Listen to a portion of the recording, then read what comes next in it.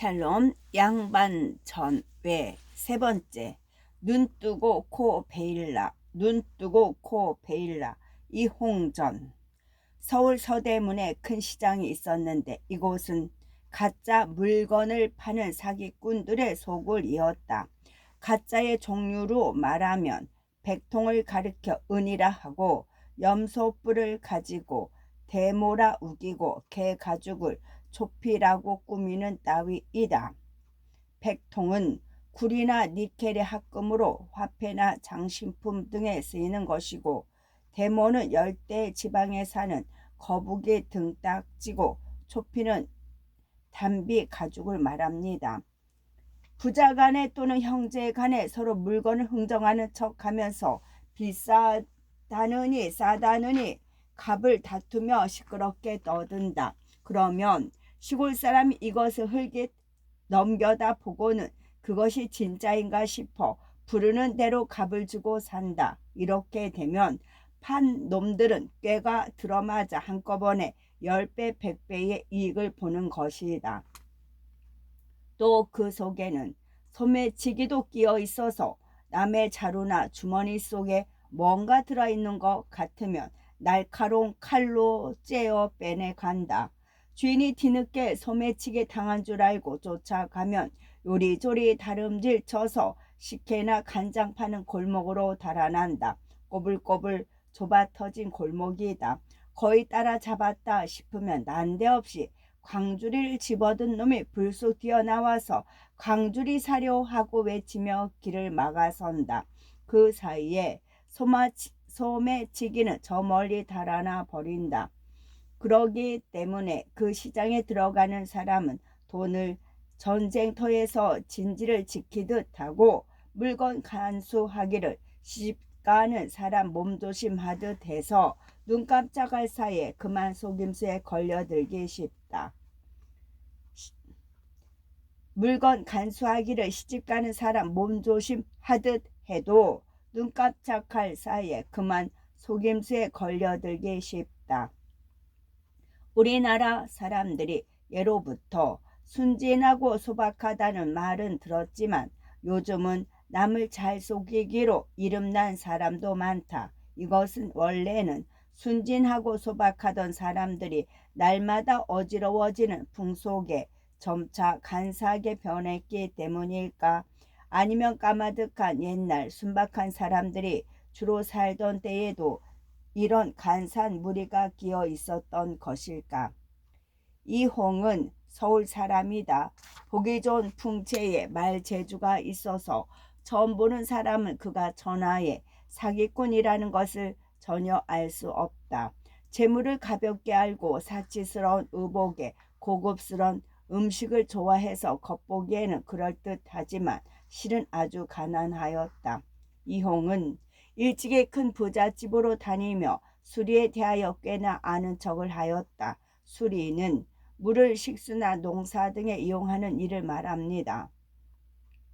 그래서 어느 부자에게 수만 양을 얻어내서 청천강에서 큰 수리 공사를 벌였다. 이곳에서 이홍은 날마다 소를 잡고 술을 빚어 멀고 가까운 곳에 이름 있는 기생들을 불러 술판을 벌이고 놀았다. 그때 이홍이 불러서 오지 않는 기생이 없었다. 그런데 딱 한 사람, 안주의 기생 하나가 오지 않았다. 그 기생은 얼굴이 꽃처럼 예쁜 것은 물론 춤 잘 추고 노래 잘하기로 유명하였는데 평양 감사의 사랑을 독차지하고 있었다. 그래서 한껏 콧대가 높아져 임금의 특명을 받은 사신이 그 고를 지나가도 낯짝 한번 보여주지 않았다. 그러니 공사 감독이라 하는 이홍 따위가 부른다고 올 리가 없었다. 어느 날 배알이 장뜩 꼴린 이홍이 친구들과 내기를 걸었다. 자기가 직접 안주로 가서 열흘 안에 그 기생과 가까이 하고 돌아오겠다는 것이었다.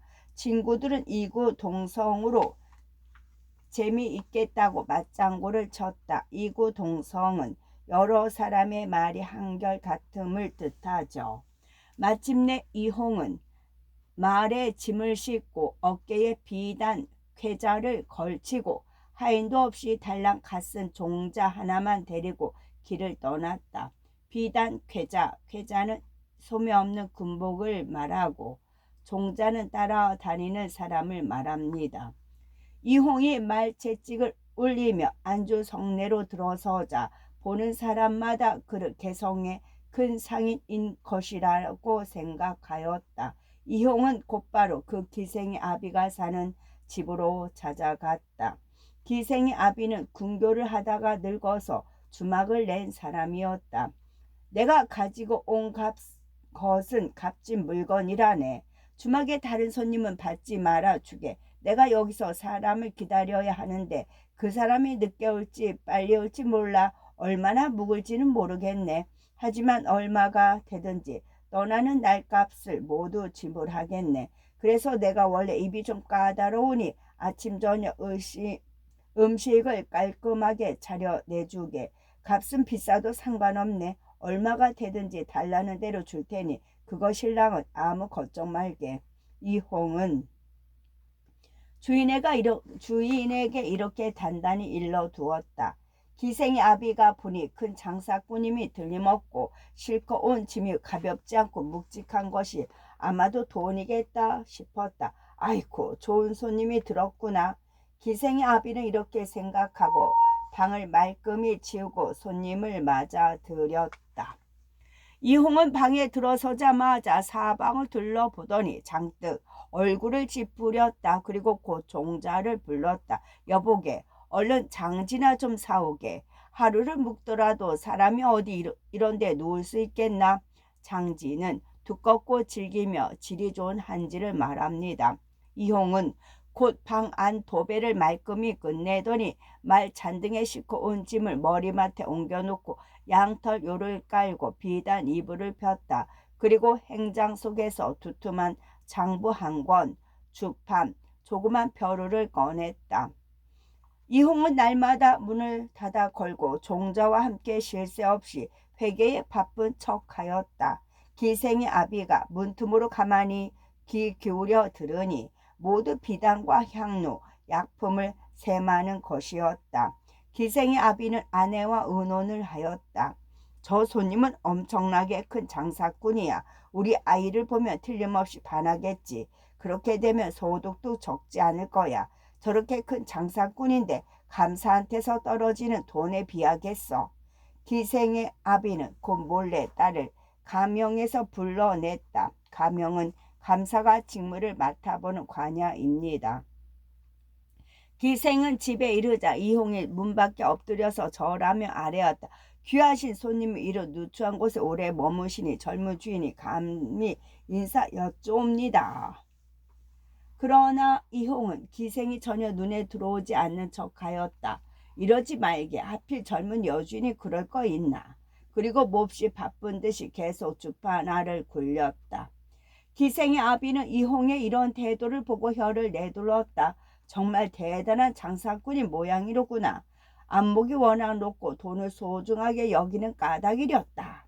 기생의 아비는 저녁에 조용한 틈을 타서 이홍에게 넌지시 말하였다. 제 딸년이 부족한 데가 많읍지요. 손님께서 워낙 냉담하게 대하시니 딸년 마음이 영 좋지 않은 모양입니다. 이홍은 그럴수록 거듭 사양하면서 기생에게 별로 뜻이 없는 듯이 하였다. 그러다가 결국 마지못해 응해주는 척하였다. 기생은 주한상을 차리고 노래하고 춤추며 한껏 아양을 떨었다. 그리고 이홍과 함께 밤을 보냈다. 그로부터 사나흘 동안 기생은 틈틈이 집으로 와서 이홍을 만났다. 하루는 이홍이 눈살을 찌푸리며 근심 가득한 표정으로 주인을 불러보았다. 근데 혹시 이 근처에 도둑대가 나타나는 말 못 들었나? 못 들었는데쇼. 의주에서 여기까지 며칠이면 올 수 있겠지? 예, 며칠이면 됐지요. 그럼 날짜가 훨씬 지났는걸. 말이 병이라도 났나? 무슨 걱정이라도 있으신지요? 북경에서 오는 물건이 아무 날 압록강을 건너 아무 날 여기 닿기로 되어 있었네. 그런데 여태 나타나지 않으니 걱정일세. 그리고 종자를 불러 말하였다. 자네가 좀 나가서 알아보게.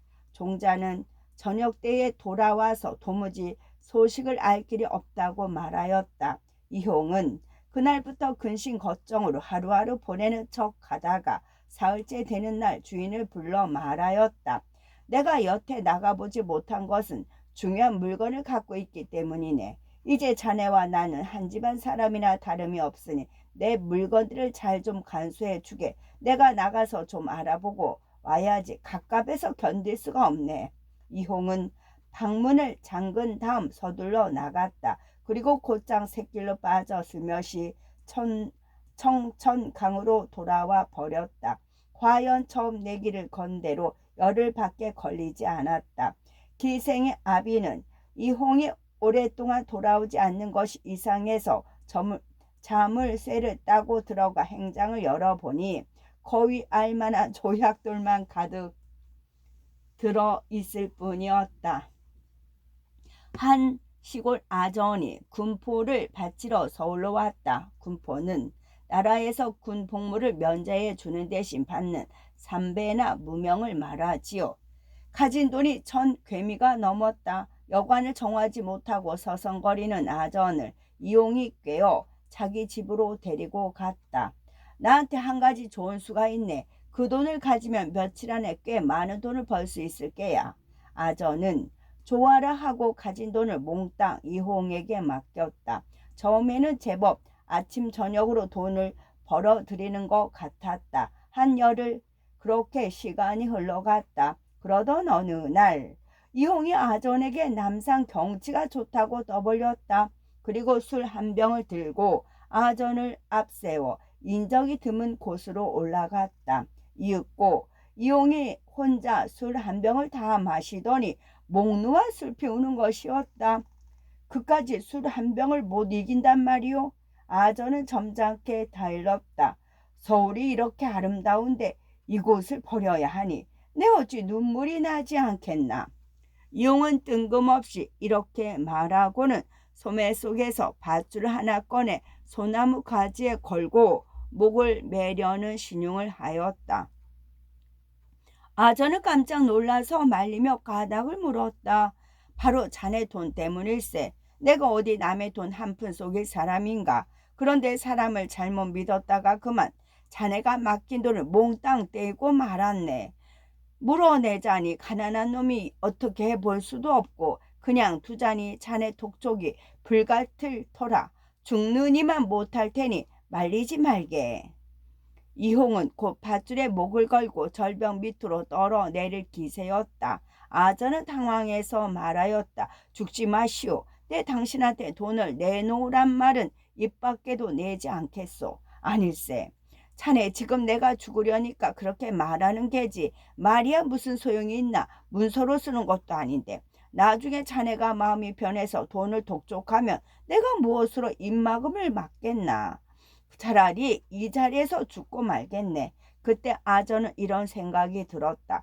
이 사람이 죽든지 살든지 돈을 못 받기는 마찬가지인데 만약 죽기라도 하면 함께 있던 내가 의심받기 쉽겠다. 그래서 서둘러 주머니에서 지풀 묵을 꺼내 맡긴 돈을 받았다는 증서를 써주고는 제발 죽지만 말아 달라고 빌었다. 그제야 비로소 이홍은 지풀 묵은 종이와 붓과 먹을 말합니다. 그제야 비로소 이용은 자네가 정 그렇다면 내가 죽을 것까지는 없지 하고 옷을 훌훌 털고는 집으로 돌아왔다. 그리고 그날 저녁 곧바로 아전을 대문 밖으로 몰아내 쫓아버렸다. 이 소문은 곧 입에서 입으로 전해져 판관의 귀에까지 들어갔다. 판관은 당장 이홍을 붙잡아다가 볼기 100대를 쳤다. 이홍은 거의 죽을 지경이 되었지만 아주 죽지는 않았다. 이홍의 집은 서대문 밖에 있었다. 어느 날 이홍이 꽃무늬 비단 장옷을 입고 왼손으로 각건을 어루만지면서 멋들어진 부채를 들고 어슬렁어슬렁 남대문으로 들어섰다. 비단 창옷은 소매가 좁고 두루마기와 비슷한 옷을 말합니다. 그때 마침 남대문 앞에서 한 스님이 경쇠를 치며 시주를 구하고 있었다. 이용이 스님을 불러 혀짧은 소리를 하였다. 스님, 여기 며칠이나 서 있었나? 사흘째라오. 그럼 몇 푼이나 들어왔나? 한 200푼이나 되나오. 쯔쯔, 그러다 늙어 죽겠네. 사흘을 내리 나미아비타불을 외쳐대고 겨우 200푼이야. 우리 집은 돈도 좀 있고 아이들도 많다네. 진작부터 부처님한테 한 가지 좋은 일을 하려고 했는데 마침 스님을 만났으니 복을 빚지 않을 수 없지. 가만히 있자. 뭐 좀 없을까? 이홍은 한참을 생각에 잠기더니 이윽고 물었다. 노쇠가 있는데 쓸 곳이 있을까? 노쇠로 불상을 지으면 그보다 큰 공덕이 없지요. 그래, 그럼 나를 따라오게. 이홍은 앞장서서 남대문으로 들어가더니 등불이 비치는 집을 가리켜 말하였다. 저기서 좀 쉬어 가세. 어미가 술을 데우고 푸짐한 안주를 내놓았다. 이홍은 연거푸 이 남은 잔을 마셨다. 그리고는 비단 주머니를 어루만지더니 허허 웃었다. 오늘 집을 나오면서 술값을 잊고 왔네. 스님, 우선 자네 바랑 속에 있는 것 좀 빌리세. 내 곧 가서 갚음세. 스님은 선선히 술값을 치렀다. 이용은 조금 가다가 스님을 돌아보며 소리쳤다. 스님 따라오는가? 예예, 따라가고 말급시오. 노쇠가 좀 오래 묵었어. 그래서 사람들이 막을지도 몰라. 잘 가져가야 할 걸세. 주시는 것은 시주님께 달렸고 가져가는 것은 제가 달렸습죠. 그래, 그것도 못할까요, 원? 그럼 그래야지. 이용은 다시 또 술집으로 들어가서 스님의 돈으로 술을 마셨다. 서너 차례 술집을 들락거리는 동안 스님은 가진 돈을 모두 털리고 말았다. 조금 가다가 이용은 또 스님을 돌아보았다. 스님, 사람이 세상을 살자면 무슨 일에나 눈치가 있어야 하는 법일세. 그럼요. 소송은 그렇게 한평생을 보낸 사람이 있죠. 남은 거라고 눈치밖에 없었죠. 그렇구먼. 이용은 다시 몇 걸음을 옮기다가 머리를 돌려 말하였다. 노쇠가 원체코. 자네가 무슨 힘으로 가져가지? 크면 골수로 좋지요. 주시기만 하면 만근이라도 어렵겠습니까? 그렇구먼. 그때 이미 대광통교를 쳤다. 대광통교를 지나쳤다. 대광통교는 청계천에 있던 다리 중 하나입니다.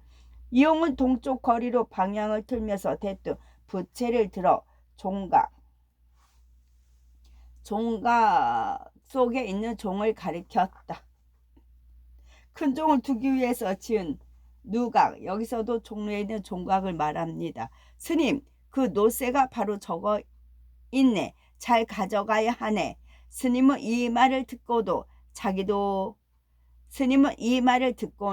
자기도 모르게 몸을 돌려 넋 나간 듯 남산 쪽을 멍하니 바라보았다. 그러고는 곧 다름질 쳐 어디론가 가버렸다. 그제야 이용은 관철동 철전 다리 쪽으로 어슬렁어슬렁 걸어갔다. 철전 다리는 관철동에 있던 새로 만든 다리를 말합니다. 이용은 평생을 이렇게 살았다. 지금까지 이야기한 것은 유명한 것만 몇 가지 들어본 것이다. 이용은 사람을 잘 속이는 것으로 이름이 났고 그것 때문에 귀양살이까지 하였다. 그 큰 사기꾼은 천하를 속이고 그 다음은 임금이나 정승을 속이고 또 그 다음은 백성을 속인다. 이용과 같은 사기꾼의 속임질은 그 중에서도 천박한 것이라서 뭐라고 말할 것도 없다. 그런데 천하를 속이는 자는 임금 노릇을 하고 그 다음은 자기 몸을 영화롭게 하며 또 그 다음은 집안 살림살이를 윤택하게 한다. 이용 같은 사기꾼은 그 속임질로 죄를 받았으니 결국 남을 속인 것이 아니라 저 자신이나 속이고 만 것이다. 이 어찌 슬프지 않으랴. 섭생의 사랑 심생전. 심생의 사랑 심생전. 심생은 서울 사는 선비였다. 나이 20에 용모가 준수하고 힘얼쑥하며 기운차고 활기가 넘치는 청년이었다. 어느 날 종로 내 거리에서 임금님의 거동을 구경하러 돌아오는 길이었다. 어떤 힘센 계집종이 자줏빛 비단 보자기로 한 처녀를 덮어 씌운 채 등에 업고 지나갔다. 그 뒤에는 갈래 머리를 딴 어린 계집종이 붉은 비단신을 들고 따라갔다. 심생은 보자기 속에 있는 사람의 몸 크기를 어린 짐작해 보고는 어린 계집아이는 아니라고 생각하였다. 심생은 호기심이 일어나 그 뒤에 바짝 붙어 따라가 보았다. 뒷꽁무니를 밟고 가다가 어떤 때는 슬쩍 소매를 스치며 지나가 보기도 하였다. 그러면서 한시도 보자기에서 눈을 떼지 않았다. 이렇게 소강통교에 이르렀을 때 벼랑과 해오리 바람이 불어와 자줏빛 보자기가 휙 벗겨졌다. 과연 보자기 안에는 처녀가 엎여 있었다. 보숭아빛 뺨에 버들잎 같은 눈썹, 초록 저고리에 다홍치마, 연지와 푼으로 곱게 화장한 고운 얼굴이었다. 얼핏 보기에도 다시 없는 미인이었다. 처녀 역시 보자기 안에서 어렴풋이 젊고 멋진 선비를 보았다. 남빛 두루마기에 초립을 쓰고 자기들 왼편에 섰다 오른편에 섰다 하면서 쫓아오고 있었다. 그래서 처녀도 엷은 보자기를 통해 젊은 선비를 엿보고 있던 참이었다.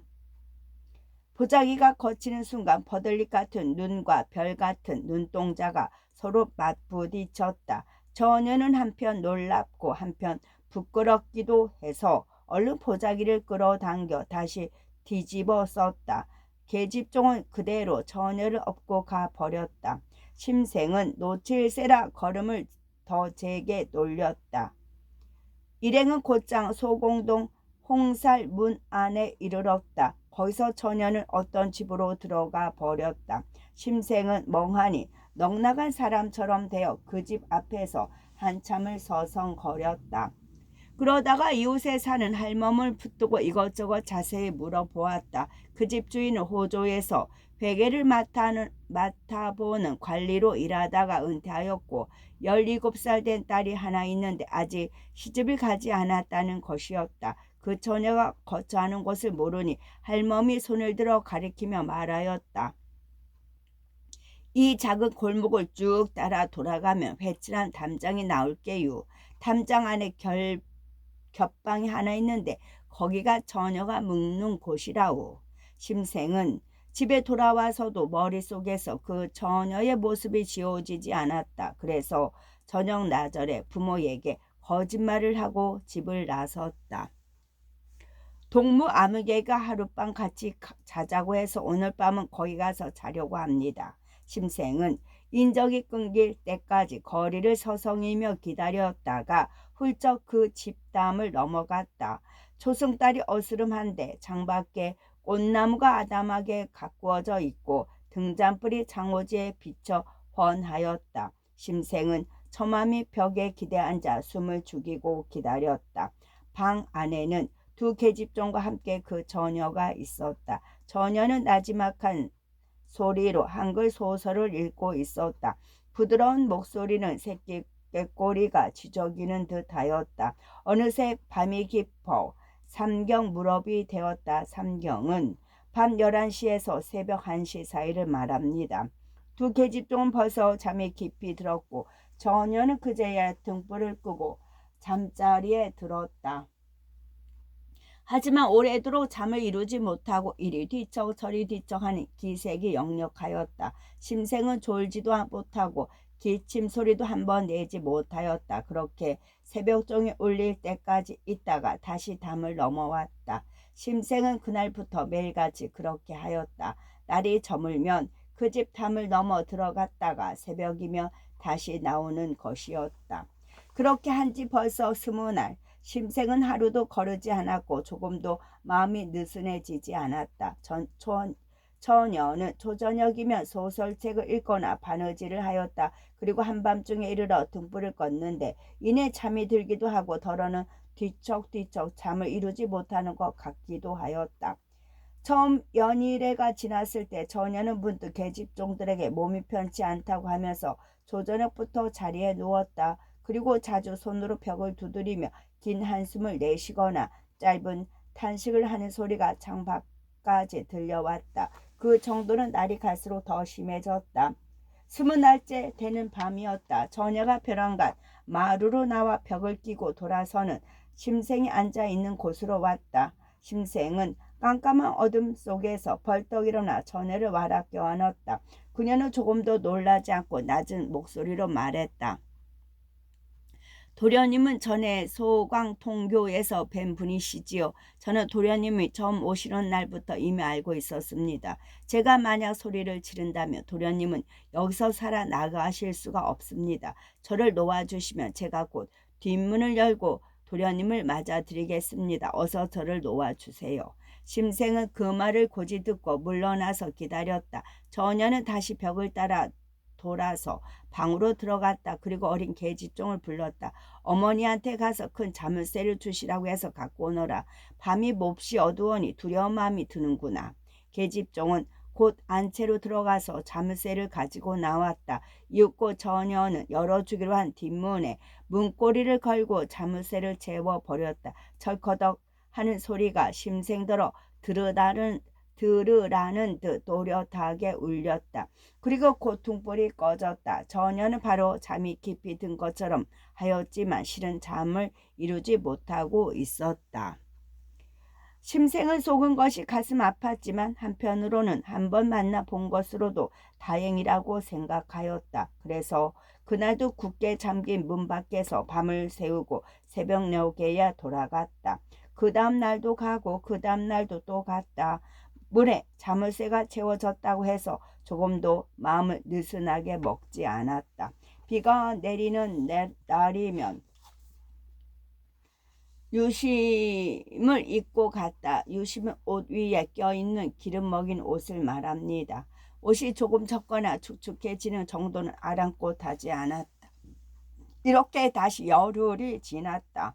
밤이 깊어 온 집안 사람들이 모두들 골을 골며 잠이 들어 있을 때였다. 처녀 역시 불을 끈지 오랜 시간이 흐른 뒤였다. 처녀가 갑자기 벌떡 일어나 계집종을 깨워 얼른 등에 불을 붙이라고 재촉하였다. 그러고는 너희들 오늘은 안채에 가서 자거라 하고 안채로 들여보냈다. 두 계집종의 방을 나가자 처녀는 자물쇠를 따고 뒷문을 활짝 열었다. 도련님 안으로 들어오세요. 심생은 하도 뜻밖이라 이리저리 생각할 겨를도 없었다. 자기도 모르게 몸이 벌써 방 안에 들어와 있었다. 처녀는 뒷문에 다시 자물쇠를 채우고 안채로 가며 말하였다. 도련님 잠깐만 기다리세요. 처녀는 곧 안채로 가서 아버지 어머니를 모시고 왔다. 처녀의 부모는 심생을 보고 하마터면 뒤로 넘어질 뻔하였다. 처녀는 두 분을 진정시켜 자리에 앉히고 차분하게 말하였다. 놀라지 마시고 제 말씀을 들어보세요. 제 나이 17이 되도록 한 번도 문밖 출입을 하지 않았습니다. 그러다가 한 달 전에 처음으로 임금님 거동을 보러 나갔다가 소광동교에서 그만 바람에 보자기가 거쳤습니다. 그때 도련님과 얼굴이 마주치게 되었습니다. 그날 밤부터 도련님은 하루도 빠짐없이 저 뒷문 밖에 숨어서 제가 문을 열기를 기다렸습니다. 이것이 오늘로 벌써 30날이 되었습니다. 비가 내려도 오시고 날씨가 추워도 오시고 문에 자물쇠를 채워 거절해도 쉬지 않고 오셨습니다. 저도 그 한 달 동안 곰곰이 생각해 보았습니다. 만일 바깥으로 소문이 나게 되면 밤에 들어왔다가 새벽에 나가는데 자기 혼자 문 밖에 있었다고 한들 누가 믿겠어요. 결국 저는 누명을 뒤집어 쓰고 계획에 물린 꿩 신세가 되겠지요. 그리고 도련님은 지금 저렇게 젊은 혈기를 진정하지 못하여 나비와 벌이 꽃을 담내듯이 바람과 이슬 맞은 것을 돌보지 않으시니 며칠 못 가서 병이 나시지 않겠는지요. 그렇게 되면 양반댁 귀하신 도련님을 제가 죽게 만드는 것이니 다른 사람이 아무리 이 일을 모른다 해도 결국 하늘의 죄를 받지 않겠는지요. 더욱이 저는 중인 집딸에 불과합니다. 제가 물고기가 숨어들고 꽃이 부끄러워 고개를 돌릴 만큼 아름다운 용물을 지는 것도 아닌데 도련님께서는 저에게 지극한 정성을 다 보이셨습니다. 그런데도 제가 도련님을 따르지 않는다면 틀림없이 하늘이 저에게 복을 주시지 않을 것입니다. 저는 이제 마음을 정하였습니다. 두 분께서는 부디 근심하지 마시옵소서. 그동안 저는 두 분께서 연로하신 데다 마땅히 가까운 친척도 없으니 시집가서 대릴사위를 맞아 살아 계실 때에 복량을 다하고 또 돌아가신 뒤에 제사를 모시려고 하였습니다. 그러나 뜻밖의 일이 이렇게 되었으니 역시 하늘의 뜻입니다. 더 말해 무슨 소용이 있겠어요. 처녀의 부모는 아무 말 없이 가만히 듣고만 있었다. 심생 역시 아무 말도 할 수 없었다. 그리하여 두 사람은 함께 밤을 보내게 되었다. 그토록 애타게 그리워하던 끝이라 그 기쁨은 이루 말로 다 할 수 없었다. 그날부터 심생은 어느 날이고 저녁녘에 나가 처녀와 함께 지내다가 새벽녘에 집에 돌아왔다. 처녀의 집은 부자였다. 그래서 심생을 위하여 산뜻하고 훌륭한 의복을 여러 벌 마련해 주었다. 그러나 심생은 집에서 이상하게 여길까봐 감히 입지 못하였다. 그러나 아무리 조심을 하여도 심생이 밤마다 바깥에서 자고 오는데 의심하지 않을 수 없었다. 마침내 심생의 부모는 그에게 절간에 가서 과거 공부를 하라는 명을 내렸다. 심생은 마음속으로 몹시 불만스러웠지만 마지못해 동무들에게 이끌려 책 보따리를 싸두고 북한 산성으로 올라갔다. 절간에 온 지 한 달이 거의 다 되었을 때였다. 어떤 사람이 처녀의 편지를 가지고 왔다. 편지를 열고 보니 유서였다. 처녀는 이미 세상을 떠난 뒤였다. 편지의 내용은 대강 이러하였다. 봄 추위가 아직 다 풀리지 않았습니다. 귀중하신 몸 내내 평안하신지요. 늘 사모하는 마음 어느 때나 쉴 수 있겠나이까. 소녀는 도련님께서 떠나신 뒤로 우연히 병을 얻었습니다. 병이 점점 뼛속 깊이 스며들어 아무리 약을 써도 전혀 효과가 없어 이제 틀림없이 죽고야 말 것을 알았습니다. 소녀처럼 박명한 몸이 비록 산들 무엇 하겠습니까마는 다만 세 가지 커다란 한이 마음속에 남아있어 죽어도 눈을 감지 못하겠습니다.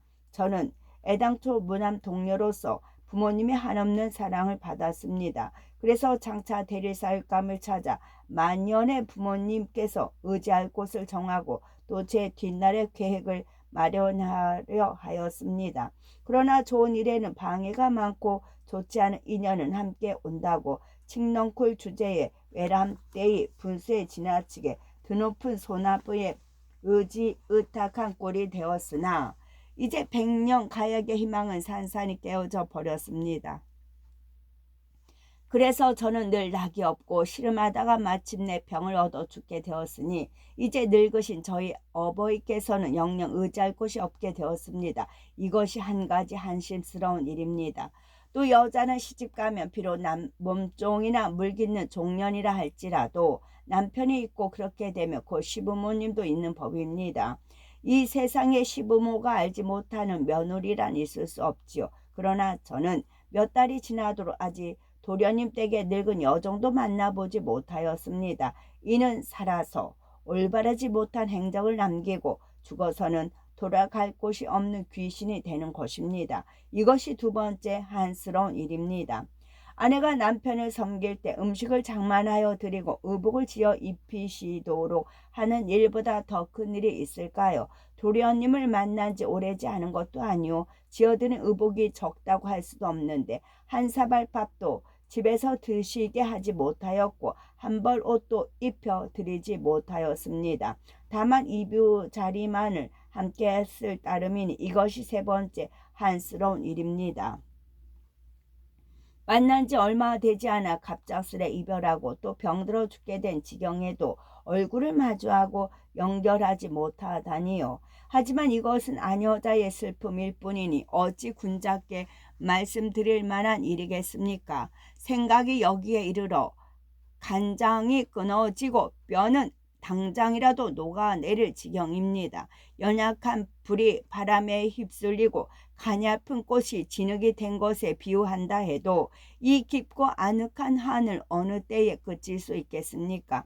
아, 슬픕니다. 문을 사이에 두고 만나는 일도 이제는 영영 못하게 되었습니다. 바라건대 도련님께서는 이 낮고 전한 몸은 염두에 두지 마시고 공부에 더욱 힘쓰셔서 하루속히 높고 푸른 뜻을 이루소서.